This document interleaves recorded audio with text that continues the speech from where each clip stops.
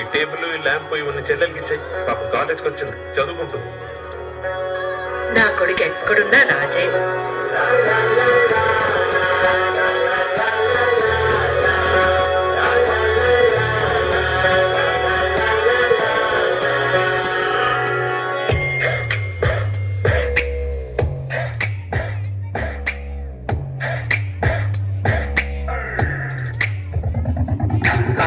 చెప్పలేను నా బాధ కంతు లేదు. ఈ డాడీలందరెందుకు ఇట్లా పిక్కు తింటున్నారు? మాట విన్ని పెంచుకోరు, అస్సలు అర్థం చేసుకోరు. ఆలోచిస్తేనే నాల పేరు రాలుతుంది నా హేరు. 100 రూపాయలు ఇవ్వమంటే మనమేమన్నా రిచ్చా?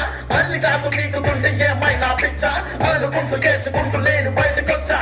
అందరింత సేవ సేను ఏమంటా చిచ్చా?